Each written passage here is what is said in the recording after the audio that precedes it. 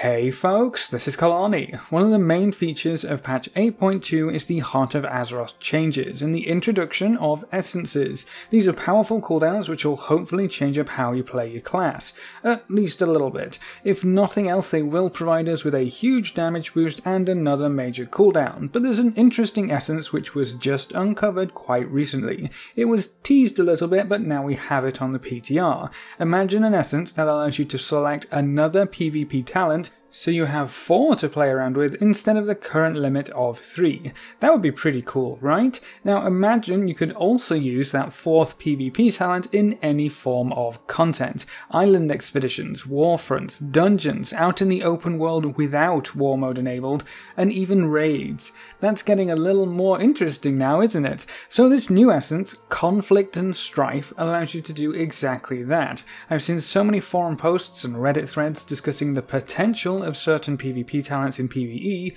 and how amazing this essence could end up being. I was halfway through making a video talking about it when we got a little bit of extra information. We now know that the PvP talent that this essence will allow you to choose is predetermined based upon your class and spec. In other words, you don't get to choose, that choice is made for you. That sort of removes part of the excitement of this effect, but it could still end up being quite useful depending on your class and spec.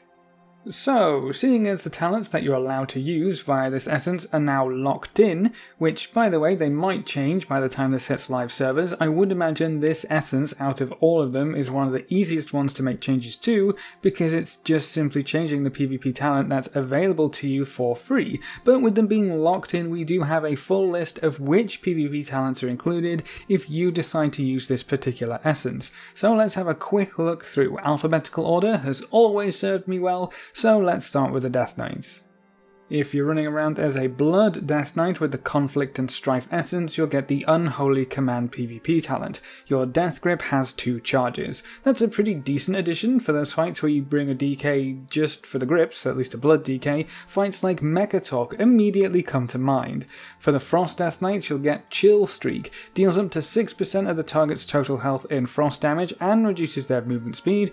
Chill Streak bounces up to 9 times between the closest targets within 6 yards. Definitely a PvP talent that one, but could see some good use in dungeons or fights with plenty of adds. Bear in mind that percentage health talents like this one will cap out depending on your max health, so it won't actually be 6% of the target's health if they have an absurd amount of health, but it could still be a good chunk of damage.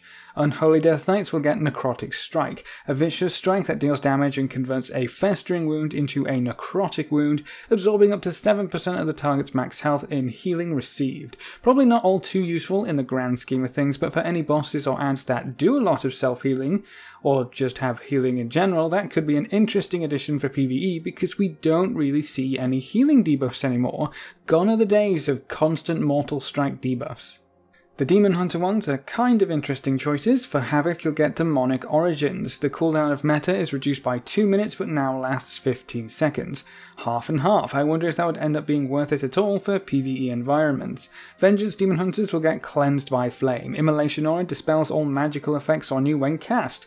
Potentially a bit boring, but maybe also useful. If a certain fight has a very dangerous stacking magic damage debuff, you could get rid of it every time Immolation Aura is up. But then again, dispels are kind of why we bring healers, right? On to the Druids. Balanced Druids will get Moonkin Aura. Star Surge grants 4% spell critical strike chance to 8 allies within 40 yards for 18 seconds, stacking up to 3 times. That's actually kind of insane. 2 Boomkins could cover your entire raid, but even if you just have one, you might still be able to cover all of your casters with a potential 12% increased crit chance. When compared to some of the other talents here, that seems incredibly powerful. Feral Druids get something similar, Leader of the Pack. While in cat form you increase the melee and ranged crit chance of raid members within 40 yards by 5%. You also cause affected targets to heal themselves for 4% of their max health when they crit with melee or ranged attacks. So the Druids are going to be big party or raid buffers by the sounds of things. 1 balance for the casters, 1 feral for the hunters and melee. The extra healing could be super important on some fights as well. Guardian Druids get Sharpened Claws. Maul increases the damage done by your swipe and thrash by 25% for 6 seconds. A nice little damage boost there for AoE, so bears might actually be able to hold some aggro if they pick up this essence. Resto Druids get Overgrowth. Instantly applies Life Bloom, Rejuvenation, Wild Growth, and Regrowth heal over time effect to the target, just in case your tanks get a little low or something and you don't have hots rolling already. I imagine if you're well prepared, you wouldn't ever need this talent, but having another panic button is always nice as a healer. Next up are the Hunters. They all get the same talent from what we can see so far, so Survival, Beast Mastery, and Marksmanship will all get the Survival Tactics talent. Feigned Death removes all harmful magical effects and reduces damage taken by 99% for 1.5 seconds. That's kind of like a very, very short immunity. Maybe not worth picking up in the vast majority of cases, but if you ever need to soak something for your raid and you're good with your timing, this could be something to consider. Onwards to the mages. Arcane will get Arcane Empowerment. Clear casting can stack 2 additional times and increases the damage of arcane missiles by 5% per stack, but it can't reduce the mana cost of Arcane Explosion. Doesn't seem all too impressive when taken at face value, but it could surprise us. Frost mages get Concentrated Coolness. Frozen Orb's damage is increased by 10% and is now castable at a location and no longer moves. I cannot tell you how many times my Frozen Orb would just get stuck on the tiniest little thing. It's so annoying. This would be an amazing baseline passive, but I don't think you'd want to use the essence just to avoid that kind of thing happening. Fire mages get Flame Cannon, which sounds like the most powerful of the 3 mage talents. After standing still for 2 seconds, your health and damage increases by 3% and your range increases by 3 yards. Stacks up to 5 times and lasts for 5 seconds. 15% damage and an extra 15 yards of casting range, providing you don't ever have to move. Potentially crazy, but only on certain fights, I guess. Monks are next. Brewmasters will get Hot Trub. Purifying Brew deals 30% of your purified stagger damage to all enemies within 10 yards. Not too bad, though not super crazy either. Mistweavers get Way of the Crane, increasing your physical damage by 25%, remove and become immune to all snares and roots, and heal up to 3 nearest allies for 150% of all damage done. Lasts for 15 seconds. Turn into a Super Fistweaver for a grand total of 15 seconds. Cool flavour, but probably not amazing throughput, especially when compared to something another essence can offer. Windwalkers get Reverse Harm, heals a friendly target for 8% of their max health, and causes 100% of the amount healed to be instantly dealt as damage to the nearest enemy, and generates 2 chi. If you're looking for more chances to be an off healer as a Windwalker, well, there you go. Let's have a look at the Paladins. Protection will get Steed of Glory. Your Divine Steed lasts for an additional 2 seconds. While active, you become immune to movement impairing effects, and you knock back enemies that you move through. Time to trample through some dungeon trash mobs. That could actually be useful as an interrupt on some mobs though, I guess. Rep Paladins get Unbound Freedom. Blessing of Freedom also increases movement speed by 30%. A nice little boost, but seeing as you have to use an essence slot to get that, I doubt it will ever get taken. Holy will get Divine Favour. Your next Holy Light or Flash of Light is increased by 100%, costs no mana and is unable to be interrupted.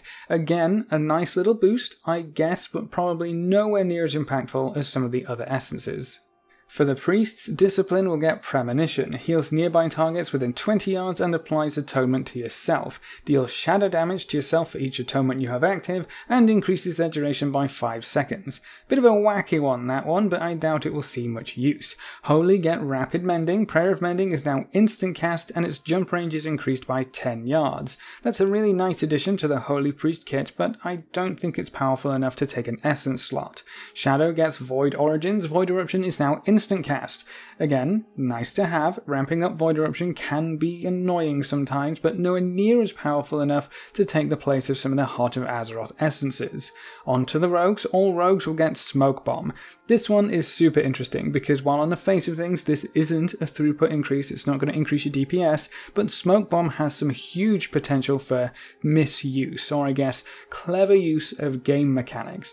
Protecting your entire party or raid from any attacks outside of the cloud could be pretty huge and used to group up enemy mobs, negate spells or ranged attacks, or just give your healers some breathing room. I think there's a lot of potential there that might overshadow the loss of DPS from an essence. Shamans get some pretty good ones as well. Elemental has a lightning lasso, grips the target in lightning, stunning them and dealing 40% of the target's max health in nature damage over 5 seconds. Can move while channeling, some heavy upfront damage with a long duration stun. Sign me up. Enhancement gets Ride the Lightning. If there are more than 2 enemies within 8 yards when you cast Storm Strike, you also cast a Chain Lightning on the target. Otherwise, you conjure bolts of lightning to up to 2 furthest enemies within 40 yards. That could send enhancement AoE through the roof, especially when combined with some of the AoE essences we have access to in patch 8.2. Maybe they'll become one of the flavors of the month. Resto Shamans get Ancestral Gift. You become immune to silence and interrupt effects for 5 seconds after using Spirit Walker's Grace. Alright, that last one doesn't seem too shiny, but we can't all be winners, I guess. Now, I do feel a little bad reading these Warlock ones, so apologies in advance. Affliction gets Endless Affliction. Your unstable affliction deals the same damage as normal, but its duration is increased by 6 seconds. I think that's the best Warlock one we have right now, so it doesn't get any better from here. Demonology gets Nether Ward, surrounds the caster with a shield that lasts for 3 seconds, reflecting all harmful spells cast on you. That at least has some potential, I guess, but you typically don't want to be the target of many spells in PvE environments. And Destruction gets Demon Armor, protects the caster, increasing max health by 10% and armor by 150%. That's a bit of a yikes, really, isn't it? These kinds of choices are what makes me think this list either isn't complete, or we will see some changes before all is said and done. For anyone else to get a throughput increased talent, and for Warlocks to get Demon Armor, I don't know, maybe they think Warlocks don't need any extra help. And last but no means least, we have the Warriors. Arms will get Sharpened Blade. When activated, your next Mortal Strike will deal 15% increased damage and reduce healing taken by 50% for 6 seconds. Heyo, there's our Mortal Strike debuff. It's a shame it's locked behind a PvP talent these days. Fury gets Battle Trance. You go into a trance, causing you to regenerate 3% of your health and generate 5 rage every 3 seconds for 18 seconds after using Raging Blow twice in a row on a single target. Using Raging Blow on a new target will cancel this effect. So I guess in a PvE environment, you could keep this up constantly, right? Raging Blow twice on the same target is almost guaranteed in PvE. I wonder if the rage generation will be enough to give this talent a chance. And for protection, we end on a bit of a weak note. Thunderstruck. Thunderclap roots all targets for 1 second. Fantastic. So obviously we have some pretty bad discrepancies here. Boomies and Ferals are getting a huge party or raid-wide buff, Warlocks are getting Demon Armor. Doesn't seem entirely balanced, and while I don't think this kind of thing could ever truly be balanced, there's a difference between balancing the PvP talents to provide the exact same throughput or effects, numbers and everything else, and picking a throughput talent for one class and a pure utility talent for another. As I said, these things could change by the time this hits live servers. I know there's a few PvP talents out there which could drastically change how you approach a class in PvE environments, mainly because they weren't designed to be used against NPCs, and seeing some of the more boring talents on the list of options is kind of lame. If you could pick and choose which PvP talent this essence will give you, that would provide way more value for this essence because you could pick the best talent for your setup, but it also gives you a lot of interesting choices to make because you can swap things up based entirely on what you need or want for any given situation. That would make this one of the most flexible essences going, but not only will this essence not be particularly powerful for a handful of classes, but it's also just less exciting than it could be. Essences are supposed to be exciting, they're supposed to be powerful. When you consider what this essence is going to be offering you, you have to look at what it's going to be competing with. If it can't compete, it's dead weight, so it becomes less than interesting. Even for the PvPers, who I guess this essence is supposed to be most influential for, you'll probably take one of the PvE essences because it's a higher throughput or efficiency increase, especially if the PvP talent chosen for you is terrible. Remember that for the most part, World of Warcraft at the end of the day is a numbers game. If the numbers swing heavily in one direction or the other, it's going to be hard to convince people to give something else a fair shot. I think this essence would benefit massively from it being opened up, and giving us the choice to pick any PvP talent that we want. Will it break things? Absolutely, but it would also give us a lot of interesting choices to play around with, and I think that's fine. Maybe the dev team are a bit scared of making this essence too powerful and making it one of the mandatory ones, but some essences are going to be better than others, especially when you break it down into which class wants what essence. I would much rather essences be more interesting and have flexibility so they can be more than just another trinket cooldown. But that's pretty much everything we know about this PvP essence so far. As a quick note, a lot of essences have been changing since the PTR first went live. That includes numbers tuning, drop location changes, some actual effects have changed, some essences have been removed, and of course this PvP essence has been introduced. So you might want to give yourself a quick refresher on all of this essence stuff. I'll give you a link to a WoW head page that covers a lot of the changes in the comments section below.